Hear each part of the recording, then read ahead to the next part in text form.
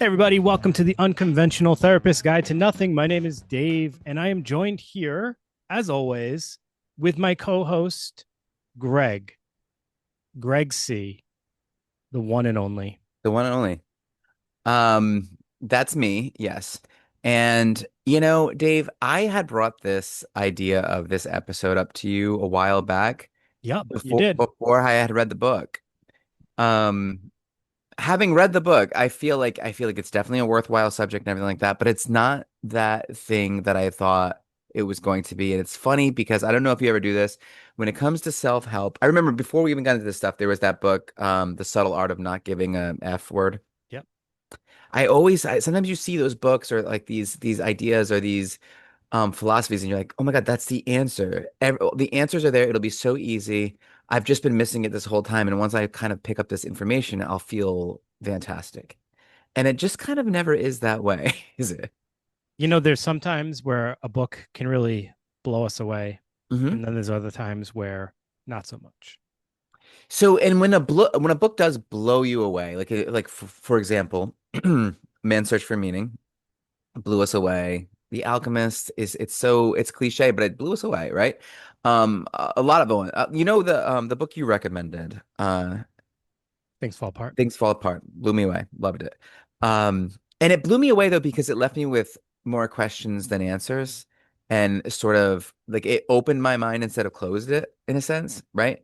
So it's almost like we're looking for the answer, which is something that I don't know if it could be found in the lifetime. I think we search for unanswerable questions. And maybe the philosophies that really make sense are the ones that are like, stop doing that.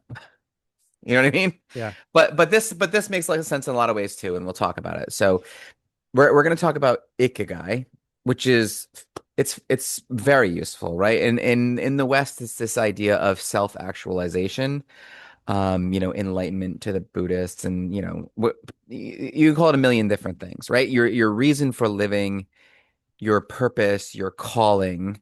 Um, and the term itself, Iki, like that first part means to live, and Gai, guy, means means reason. So I it's feel really like on the you've probably nose. been called an icky guy before. Ooh, I'm an icky guy, right? Oh, Get absolutely. away from me. And I'm like, relax. And then It's just a mustache. yeah, Relax. yeah. You know, I've had people make some, you can imagine the things people say about a mustache. You Talk about know, stereotypes. I absolutely can. I Yeah. don't appreciate it. There's two major stereotypes that a mustache kind of like comes with. Yeah. You probably have a windowless van. So that's one of them. And the other one is porn. Oh, Porn yes. stash. Yeah. I've had see It's this like is 70s. yeah, we get far off base when we talk about this. But let's talk about what's on the nose here, not what's under the nose. But it's interesting. Oh, Those you are said it two right. two great stereotypes, and yet you continue to make the choice to keep it. Stereotypes are stereotypes for a reason. Sometimes, right? So, not all the time. I gotta be careful. All right. So, Ikigai is this concept that to live a fulfilled, purposeful life, a life of contentment, I guess, because I hesitate to use the word happiness because I know you're going to, but to find out like what truly matters. And it's not just like you're going to find out this thing that truly matters. Ikigai is not about that. It's about how to live a life that truly matters, which is a subtle difference there. Like, what's your usefulness? What are you good at? What do you value? And oddly, which I don't know how I feel about this part, and we could talk about it as we go on, there's a monetary value to Yeah. it. And actually, one of my final thought or question is going to kind of also tie into that a little bit. So it's interesting too, because like I think you're when you were saying like it's not about finding the meaning of life, 100%, because I think the whole point of this is it's individual to each and every one of us, Yeah, which is something we very much ascribe to, right? totally. Absolutely. Totally. Oh my goodness. Wow. That stereotype just came out right there. We really do. We feel that way. Yeah. And there's so much there that this just isn't that little like phrase that you're like what you're talking about there that has holes in it too. Like the individuality of it is it's beautiful and it's definitely important, but it's also like anxiety provoking for the people that are like, wait a minute, what's my Ikigai? Yeah, but Why don't I have one? and I maybe we're already getting ahead of ourselves. Yeah, we probably are. How is it any different than the philosophy that we preach, straight out of like the alchemist of, talking about um having our own choices and finding our individual purpose, or the thing that's like our meaning, or even man's search for meaning, finding our individual meaning. The thing I think it's an extension or another variation of that, but there is some tie-ins that I think are a little different, which we'll get into. Yeah.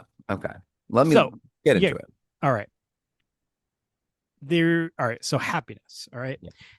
because that's essentially that's what we're looking for, a life that is, you call it, described as contentment, but a life worth living, a life that's enjoyable, a life that's fulfilling. I think that's another way to look at it. Now, for Hmm. happiness, there are said to be two types of happiness. There's hedonic, which is basically like pleasure of all the senses. Hmm. It can be fun, but it's short lived. I kind of like think about like experiences such as like spending, money to go somewhere exciting, like a Yeah. show or a concert or a convention. Drinking, Yeah, drugs, drinking, food, right? restaurants. You have a great time, but when you leave, that feeling fades, right? It doesn't linger, and then it becomes a memory, maybe. Um, it's almost like pleasure seeking. Right. That's kind of the best way to look at it. And I mean, I think the word hedonic kind of has like the negative connotation in a way, and so does pleasure seeking. Makes it seem like we're only looking for like things that could be potentially bad for us, but that's not true, because it also, like I said, it could be like going to a concert or Yeah. going to something that you enjoy. Um, Sometimes the pursuit of money, um, or just money in general, can be strongly linked to it, which can be both good and bad. So that can be a little problematic, but we'll get more into that. The other kind, and Greg, you're probably gonna have to help me with this pronunciation, because I've never actually heard the word pronounced. Yeah. Eudaimonic. Eudaimonic. Like, so here's the Eudaimonic. thing, eudaimonia, and maybe I could be pronouncing it wrong too, but it's like definitely like a Greek sort of thing Yeah. where they're talking about, happiness isn't sort of about feeling happy all the time, right? Like you don't doing good for other people, doing good is what kind of makes us feel happy a lot of times. I don't know if you noticed that, but doing good doesn't always feel good. So Right. happiness doesn't always feel good. So it is sometimes about stepping away from that pleasure, because if you lean way too much into that, and we're not saying Well, hold that on, because pleasure we're is not bad. there yet. So Okay. just with that, because like I get what you're saying, but Yeah. like just so people understand, so like that's more, this type of happiness is more purpose and meaning, like Greg was Yes. saying. It could be helping others. It could be feeling needed. It could be doing something that gives you joy or value on like a level that's less than that hedonic, like all my senses are being stimulated right now. Mhm. It's more of Mhm. like, yeah, like you said, like feeling good, because I did something, feeling proud, I guess would be another emotion that might come from that. It's going to have a long lasting feeling versus the hedonic one that's more short lived. And once that experience is over, it's kind of done. Yeah. Um, it could be also like doing something you feel passionate about. Doesn't have to just be like I'm, you know, going to work at a soup kitchen, or I'm going to this spend some time at the a nursing home. It could be just something you feel passionate about, that you feel has benefit to others, and you're providing that to them. Um, so with hedonic, like, it can feel good, but it's probably less fulfilling, and you're constantly, if you're like focused on that, you're constantly seeking happiness. um and it also can have issues with like, overeating, overindulging in general, financial issues, or getting into like dangerous situations like you mentioned with like drugs or alcohol, right? Sure. so Yeah. so the other one, eudaimonic, is more about creating happiness. I guess like setting things up in your life so that you'll bring genuine happiness with just existing within it, and not having to seek for certain moments of it. The only issue with this is, like you had said, it's probably less enticing, and like the motivation to engage in it is going to be tough until you actually like hit that point where it's actually bringing you joy, I think, Well, right? and it's think about it like this. Hedonic is, say you have anxiety, right? Hedonic would be Xanax. You would take the Xanax and you would feel immediately good. It'd be short-lived, but you're like out of that. Eudaimonic would be CBT. Right. Like It's therapy. Yeah. it's like not as rewarding initially, and it's difficult, and it doesn't feel as good, and you're still kind of dealing with the anxiety a little bit. But then you get to a point in your life where you're like, I'm okay with like myself. I'm happy with who I am. It's almost like that thing we talk about all the time. It's like balance, right? Yeah. Yeah. So you need some pleasure in your life, absolutely. But I think pleasure, the best way to get pleasure is to live the life that's meaningful and purposeful to you, like within your values based action. And then pleasure just sometimes fall upon you sometimes, you know? Sure. I think So, that's I mean, you were talking about like building purpose and meaning can take time. yes. And the process can be rewarding, but it just doesn't have that intensity that, hedonic pleasures would have. So, you just have to have patience and also enjoy the process of things a little bit more. So I think that has a lot to do with how you engage more in eudaimonic. And this is a tough thing because like we're constantly talking about, we live in a pleasure seeking society. Hmm. People are geared towards seeking pleasure and wanting instant gratification. And that's kind of quite the opposite of this. But you're right, you do have to have balance. So another issue I think is, which is pretty prevalent in today's society, is there's a big issue with how we're like force fed the idea that things will make us happy. Hmm. So we have to like buy something or have this new version of this thing. So materialism and consumerism like sell us the idea that the hedonic happiness is the only happiness. Right. And when you think about that, it's like, have you ever had a new car? Have you had like that thing or the degree, right? Once I get this thing, I'll be happy. Once I get that thing, I'll be happy. And it's constantly keeps you in this state of like pursuing, something that Yeah. never, like how many times in your life have you said that? When I graduate high school, I'll happy. When I get this car, I'll be happy. It's like you are for a minute, Right. but then that just kind of fades. It is this strange, like, I don't know, like hamster wheel that we're like caught up in. Eh, I've definitely lived a hedonic lifestyle for a long Oh, we know period of Dave. time. And it's Hedonic that Dave. That's what we used to call yeah, that was my nickname. him. And that thing that we're talking about was so present in my life. Like constantly looking for this thing that's going to make me happy versus trying to build happiness. And we can probably talk about this a little bit more later, but that shift to a eudaimonic happiness really does change your life It really when you does. can build something in there that actually brings that long lasting happiness. And I still enjoy having, things once in a while or having experiences, but I find myself less, seeking of those things now. Mhm. Maybe because I feel I don't need them for my happiness. I just have them for experience, Yeah, for yeah, yeah, life, yeah. because it's life, you got to experience life. I think there's a difference between things and experiences, though. I feel like experiences are much more healthy than just having things for things' sake. You know Mm, what I mean? Because life should be about experiences. yeah. And the more experiences we have, the kind of like the more like difficult experiences and different experiences kind of create character. Things just are things, You you know. know, the last decade of my life, maybe even longer, I've had a lot of like experiences that have been built off of like taking risks or, seeking, creating and things like that. It does feel amazing when you're building things and like, or you're doing them for different reasons than like, oh, I think I need this thing in order to be happy, or I think I Yeah. need to do this thing to build happiness because I don't feel happy. Doing it because it is good, not because it feels good. That's like something that we've come back to Yeah.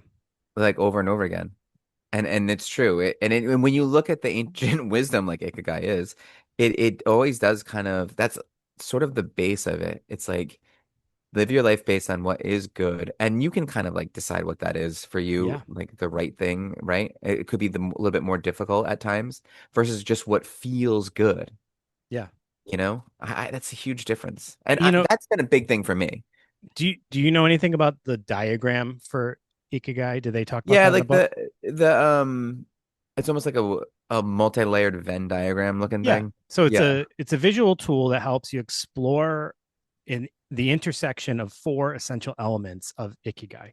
So the four elements are your passion, which is what you love, your vocation, which is what you're good at, your mission, which is what the world needs. And I think that would be individual to what each of us believe, Hmm. and your profession, what you can be paid for. And I think that's the part where you're saying like the monetary part's kind of intertwined in here, which is a little interesting.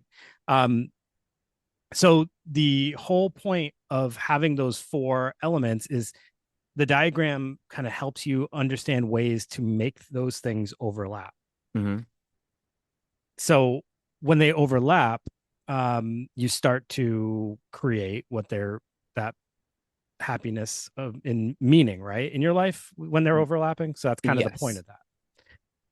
So to understand or to determine your ikigai, they have the four elements are kind of like explained a little bit more. So the first is going back to like what's your passion. So you Yeah. got to unveil your passion, and passions are activities that to you can either make time go by very fast or cause you to feel excited and alive. It's those things that you really enjoy doing the most, whether or not it's your job and you're getting paid for it, or if it's just something you do on your own time. Greg, what is that for you? I was praying that you were not going to ask that, and Oh, that's what 100%. I think is hard for most people. But I have a couple things, I guess. So talking and like so, which is interesting because I do end up, talking and joking. I would say more, even more than talking, like having a laugh, as the Brits would say. Um, I like, I kind of like fitness stuff. Not great at it, but like it's something that I like. Like once like certain sports or things like you get out there, you're in the zone, you feel pretty good. Like you're having a good time while you're moving. So movement, maybe those are a couple things of mine. What What about you, Dave? about storytelling for you? Storytelling. A it's that, do you know me better than I know myself? Well, that's the Storytelling. first thing I would have thought you would have said. Storytelling probably is my favorite. And I love telling stories. Yeah. All right. So yeah, that's up there. Um, for me, like thinking deeply about things, like analyzing whether it's movies, music, books, whatever, or even like thinking about mental health stuff or like cases of people and like connecting like what was it like case Mhm. conceptualizations, like kind of trying to figure out the reason people do things they do. So I guess I really like analyzing things. um I like connecting with people, and I definitely like feeling like I can understand someone and offer something to them. I like that. Yeah. I I mean, like and that then a there's lot. a lot of other things I like too that people probably already know because I talk about it on. But here's the thing, like we're like, you know, in our 40s, barely, but we're there. Um, could you have answered that question as precisely 20 years ago? Maybe my answer would have been different, Yeah. and And maybe that's I okay. think that's okay. And I think that's where there needs to be more room for, Yeah. right? The shifting and the movement of But you know goals. what's funny though? Yeah. Maybe I wouldn't have come up with that answer, but I was also never asked that question. Uh-huh. And like maybe had I been asked, I would have started to understand that about myself way longer ago and actually made some moves that I Hmm. waited way later in life to make. You know what I mean? Yeah, and I think like it's a good idea to like ask other people about yourself. Like that just kind of happened with us. Like Yeah. if you have friends or like really close family and friends, just hey, like what is it about me? What do you think I like? What do you think What I is it like? about me that turns you on? Yeah, yeah. Family and That's the friends. mustache. Okay, I'll keep it. All right. That's how come Greg keeps his mustache. So, Recognize your go ahead. Sorry. no, yeah, I think that's a good thing to talk about. Recognize your vocation, You almost said vacation. Recognize your vacation. So So, and when they say vocation, I mean, I automatically think of work. Like, what is your, but that's not necessarily the thing they're talking about here. They're actually talking about your skills and your Mhm. strengths, that these are things that you naturally excel at that might not come as easily to others. So, you know, trying to identify this is another way of tapping into your special skills that deserve recognition. Now, here's another one that is challenging for people because a lot of people don't know that their skill set might be better at something than others. A lot of people kind of downplay their own skill set, Mhm. and some people boast their skill sets way too much.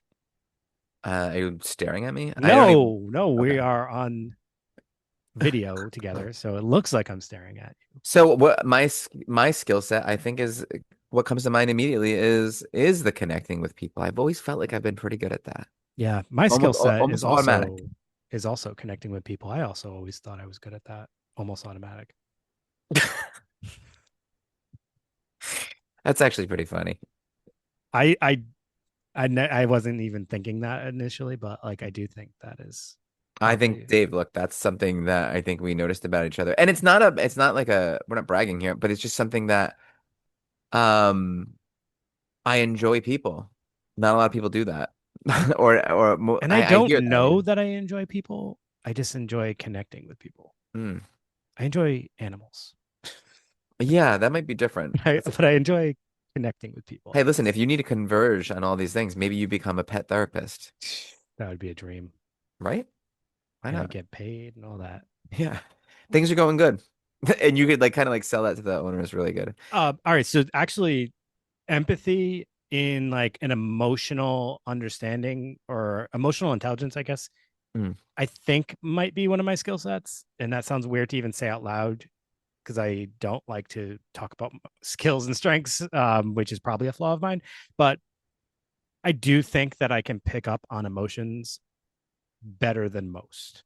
Okay. And I only say that because I am surrounded by people who don't often pick up on emotions. And I feel like I do. Yeah, yeah, okay. So that makes sense. That makes And sense. I feel people's emotions sometimes, Hmm. That which can be I hard used to though. think was a flaw. Like I would get that thing where I'd almost like tear up a Yeah. lot, like at times where I didn't want to. And I was like, damn it. But then That I've happens learned to to me every embrace once it. in a while. Yeah, it happens to me every once in a while, and that's okay. I know I remember one time you asked me like, hey, do we have lunch today? And I was like, no. And then your eyes started to tear up. And I was like, Where you it's okay, Dave. Be comfortable with this. I was like, the fact that you're tearing up makes me feel so comfortable. It's like you know what I'm feeling. Yeah, you're like, I recognize your emotions, and they're wrong. Yeah, I Your was like, Greg, emotions are stop wrong crying, right now. dude. I rarely say that. All right. Um, discovering your mission. So this element helps explore the needs of the world and where you can make a difference. Um, are there problems or challenges in your community or in your world that you feel passionate about solving? Identify them, and that's your mission. And That's then not last, bad. I like it. I like it. Yeah. I actually like all of this. I'm not gonna lie. I'm glad we did this because this is my new thing. This is my thing of the Okay. week. All right, So Greg. this is gonna be your thing of the week. Like let's hit these four areas. It it's big for me, and I'm gonna explain why in a second. Okay. Cultivate your profession is the last one. So your profession is how you look at is where you look at how to make a living from things you're passionate about and your mission. So if you're let's say your talent is like, music, and you Right. believe the world's a better place for if people play music, you could start to teach people how to play music. You could teach music lessons, things like that. Now, I'm going to tell you why this is really hitting home for me, this topic. I think both me and you do this already, Mhm. and we are doing this like right now, literally. Literally. And I think my other project is me doing it as well.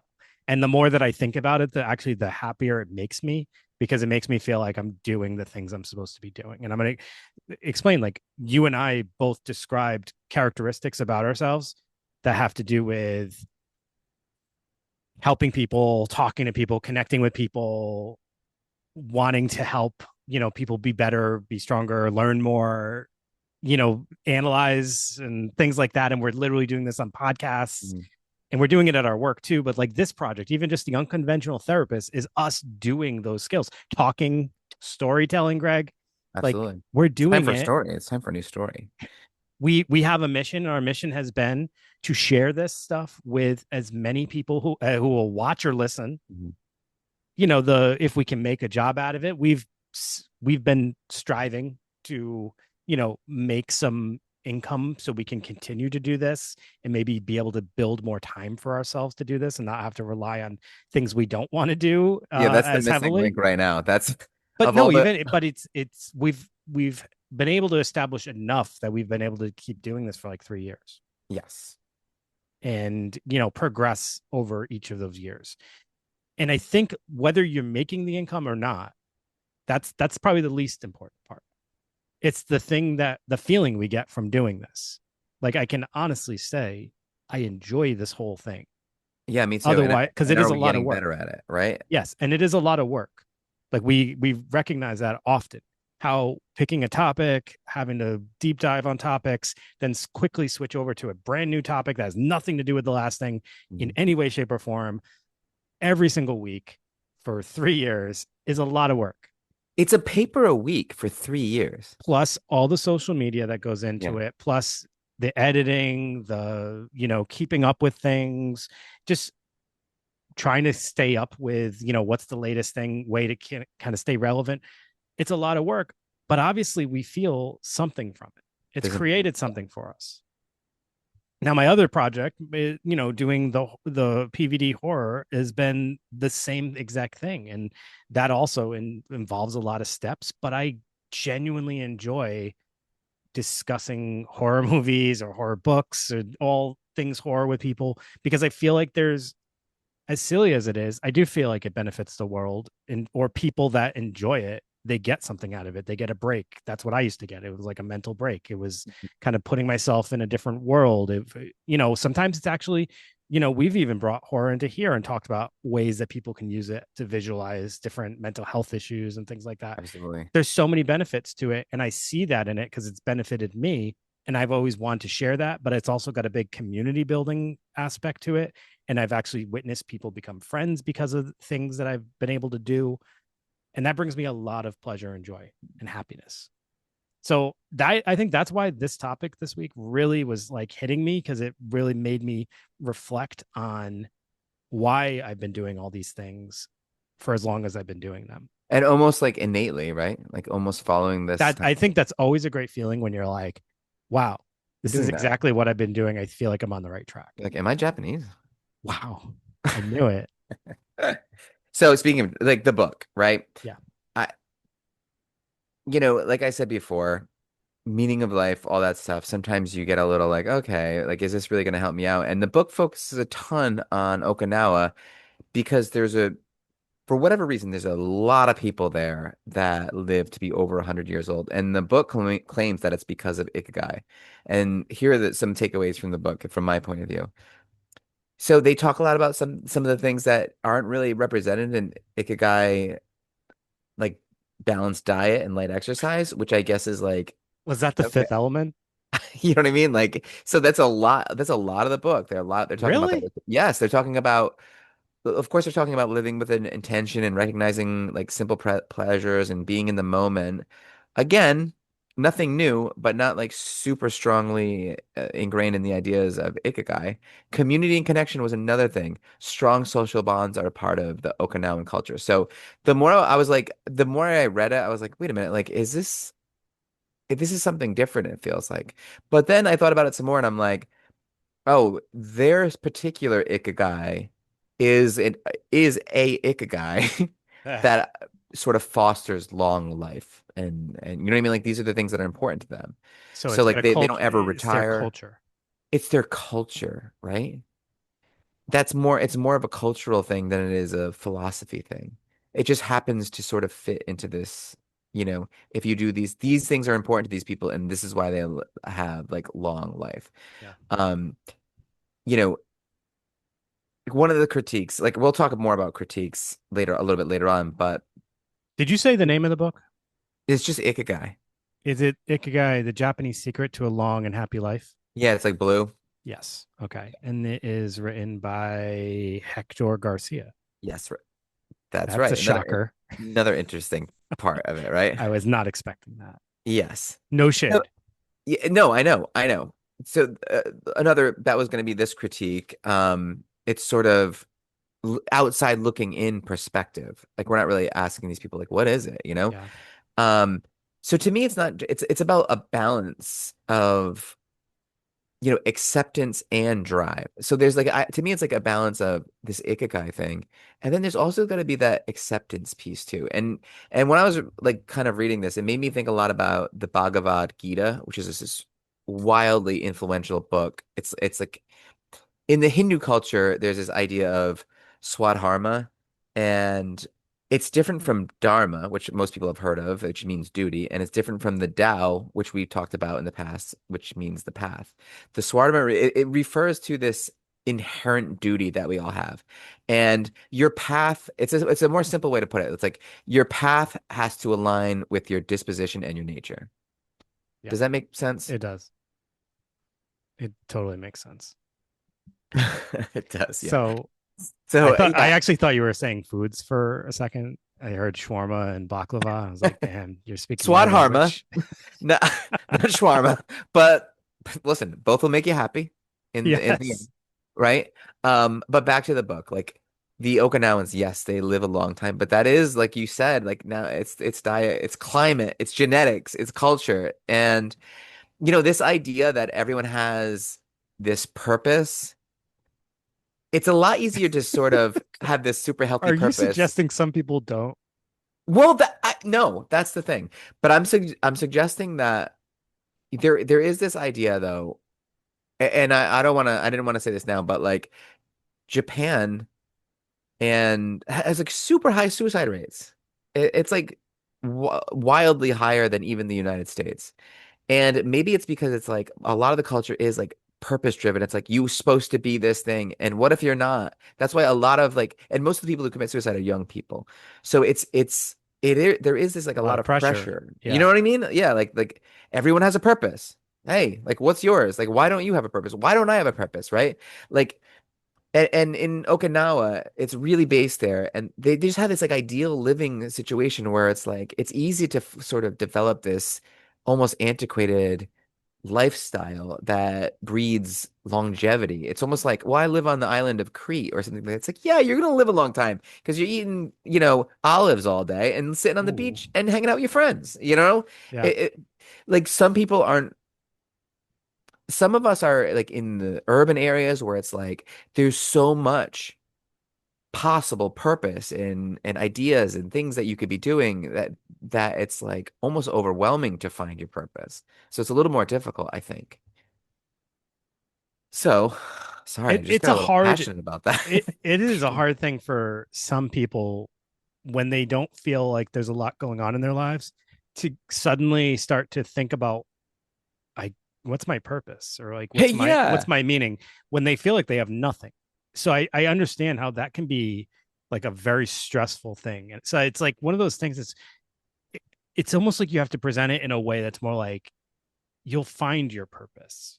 And or like I think you're about to talk about, even more importantly, like what gives you meaning? Right. Like Right. that's the purpose. Like it So doesn't have to be this thing. Can you alleviate the suffering in others? Can and you do like, and I think those four elements are a good way of looking at how to like understand yourself to get to that point. Cause like I was just as you were describing all this, I'm thinking about this patient I have who was in his 20s and his life has really been like on pause because he's had to take care of his mother for so long. Mhm. And yet he's never complained about doing it. He just sees other people doing things that he can't do because he's taking care of his mother. He's like 25, 26, I think, or 27 maybe even. Yeah. And he didn't get to go to college. He didn't really get to do a whole lot. Wasn't able to go out and party and do all the things that he sees other young people doing, or even really like advance in a career.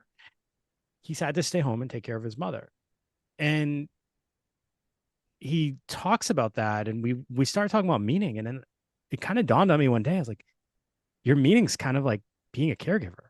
Right Like your now. purpose is being a caregiver, Mhm. and that gives you satisfaction. And like, what would it look like if you stopped taking care of your mom to go do something else? And he's like, I wouldn't do that. That's exactly it. And I'm like, there you go. Your Mhm. purpose. You're doing your purpose. You guys got to stop comparing your purpose to someone else's purpose or someone else's meaning. Like this is the thing that gives you fulfillment. And you can't picture you're doing anything other than this in this situation. So you have to like look at things differently. Stop And that's what comparing I meant by the yourself. acceptance piece, where it's like, okay, if you're in Okinawa, we can probably nail that down, right? I'm gonna live Yeah. to be Right. 117. But like if you're that guy, it's like, well, how do I do the best job and make the most meaning in my own circumstances? Yeah.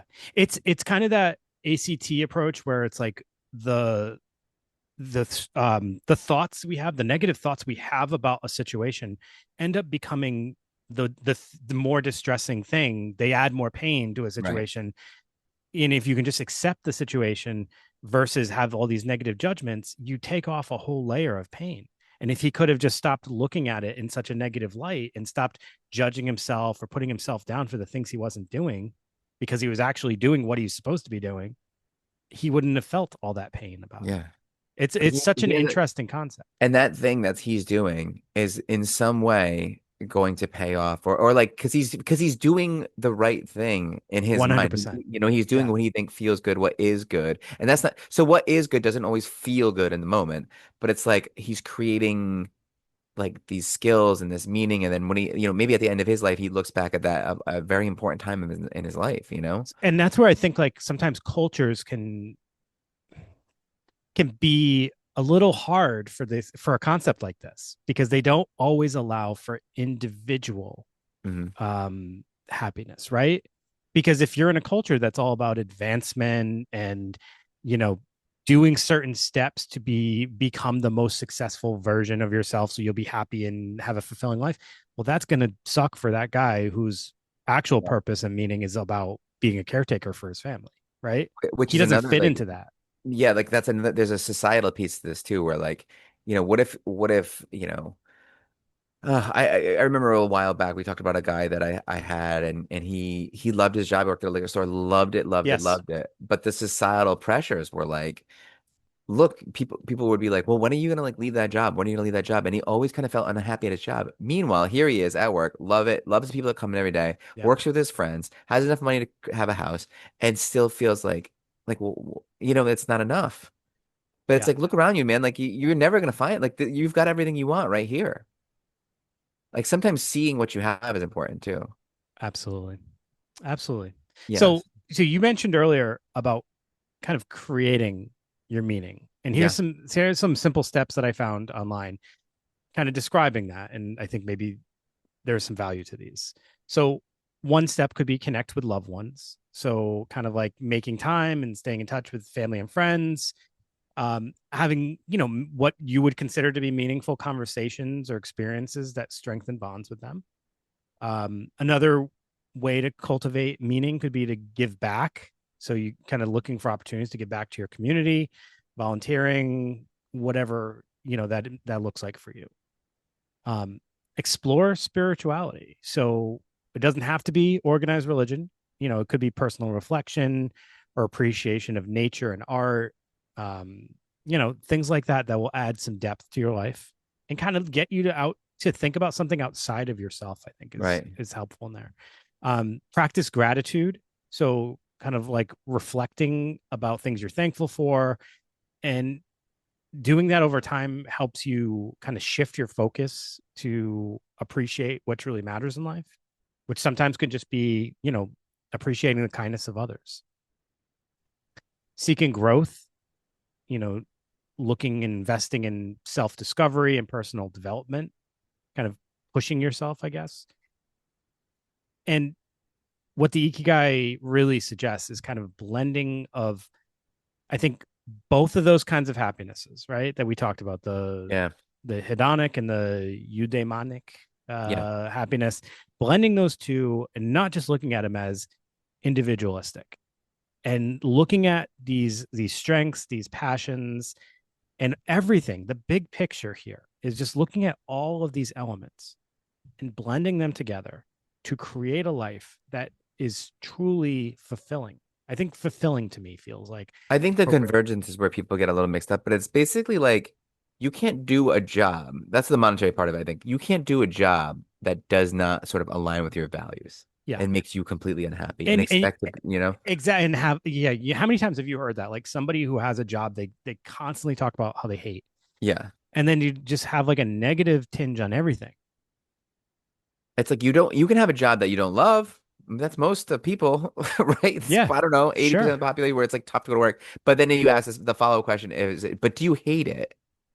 If the answer is yes, it's like, oh, okay, well, like, look, you need to do something about that. Like, whatever's getting in the way of your happiness is the way. And we're using that word happiness with quotes because I'm thinking of happiness in doing good instead of feeling good. But yeah, like that's not okay. And also another thing about meaning that I'm thinking of, and I don't know how this is just coming off the top of my head right now, and I don't really have it all fleshed out, but there's an effort piece there and also a time piece where it's like this podcast has become more meaningful today, not because we're better at it, not because we're closer or whatever it is, but because of the amount of time and difficulty and work that we've put into it. It has way more meaning now. Relationships are the same way. Like Yeah. the most important people in your life are like sometimes the people that you spent the most amount of time with, that had the most hardships with. Like it's the effort. There's something about getting out there and doing difficult things, maybe even suffering that creates meaning. I think sometimes like a test you can give yourself is thinking about something that you think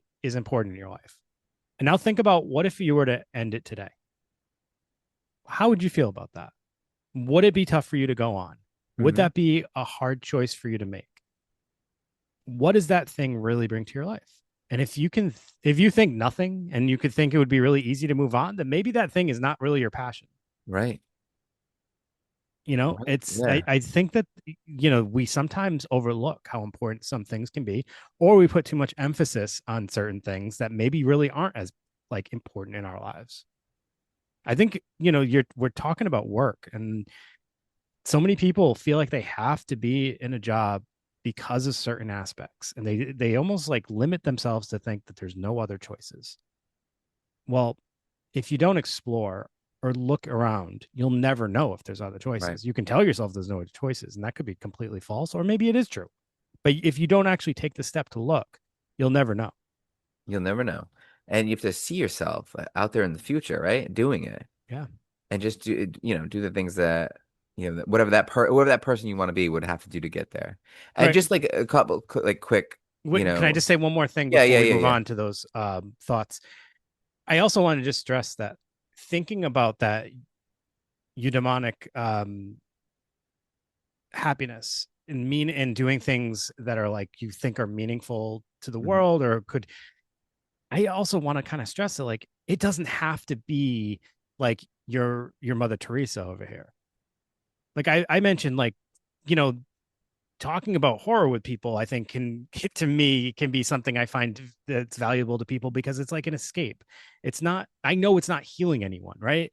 But I No, do you're think good that it at it, and and maybe it is healing someone, so you just don't know that. Like, so here's the thing, like, I'm glad you're bringing this up because I recommend this book called The Fred Factor, and it's about a mailman who you guys know that I'm a fan of, um, but like it's about a mailman in the sense that like he was kind of like, oh, I'm just a mailman, I'm not like really like doing much in the world, like kind of bummed out with his job, but then he said to himself like, but what if I try to do the best at this? yeah. Like, what if I try to be really good at this and even like be really, and then he noticed himself like, well, how do I be really good at this? And he started being like, more efficient, more organized. And then he started like really connecting with the people on his route. And he's like, wow, like just trying to do the best at this thing that I have to do right now has made me really happy.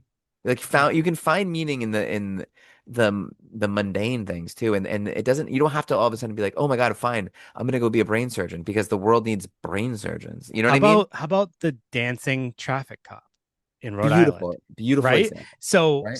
Rhode Island has this, I don't know, does he still do it? He's David, no, probably come no, long on. time ago, right? Yeah, Like yeah. it feels like Yeah, the yesterday. dancing cop from the 80s. Yeah, Oh, I thought he he's was working doing today. it like sooner, He like was doing more it recent than that.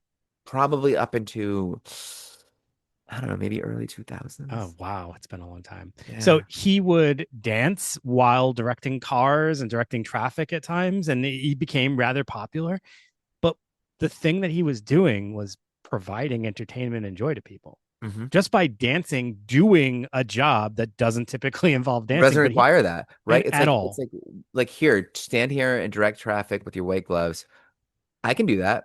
or I can like bring absolute like people loved it, right? It You know, changed and your he whole took a day. risk. He also took a He risk did. because it could have been actually looked at poorly by maybe the police Unprofessional, department, right? and his coworkers could have Sure. like made fun of him for doing it. Sure So they he took did. a risk because clearly he wanted to do it. It was Yeah, something he wanted to bring to people because he saw that it brought people joy, and he probably felt he was good at it, and it brought him joy.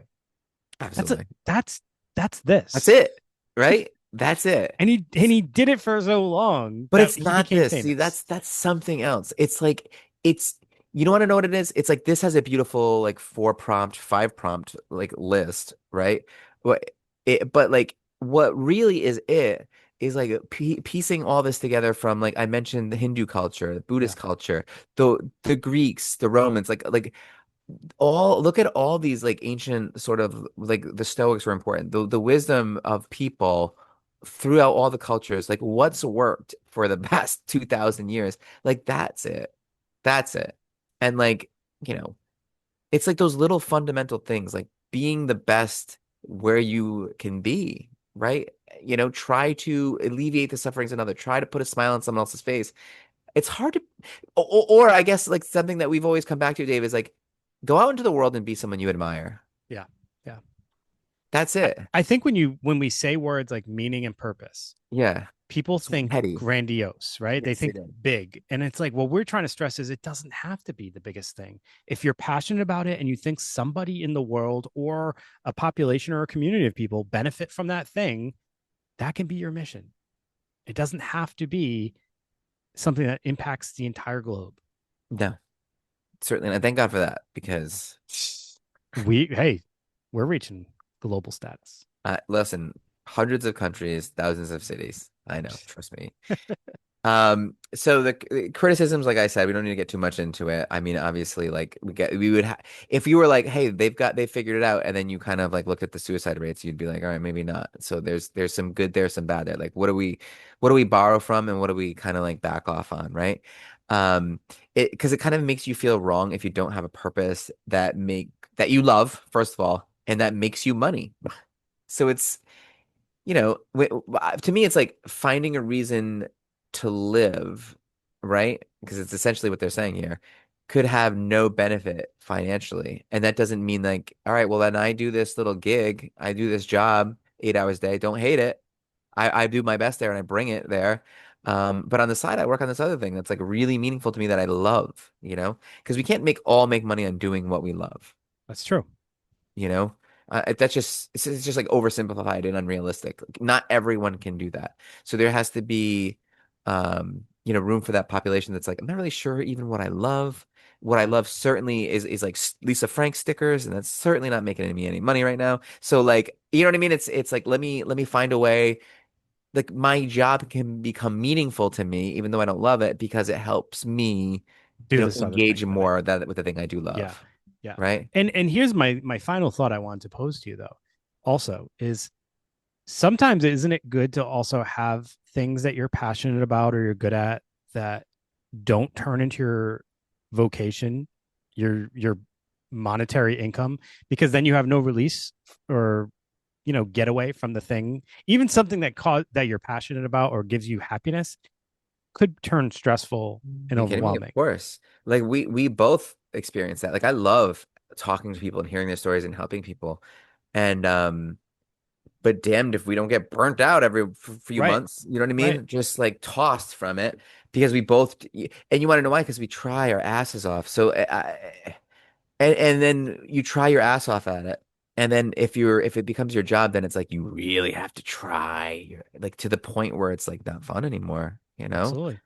So if you don't Um, have other things, you'll lose your escapes or your things that kind of help you get through things because and then also let's not be, naive. Adding money to anything gives it a different uh intensity, gives it a different level of seriousness. As well, it's soon as just you that start to shift. turn something into a business, it's different. It's that shift. It's like it turns from something that you love to do to something that you have to do. And that perspective shift kind of puts it in a darker light. Absolutely. So But yeah, it can still be enjoyable. totally. So I don't know. There was a lot to I don't want people being like, let's not sign on to Patreon because we don't want them to hate it. yeah.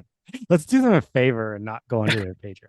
No, I liked this topic quite a bit, and I shared why, but honestly, I think it's valuable, and I feel bad for my patients next week because they're Because going you're to gonna hear a be lot like, about yeah, this.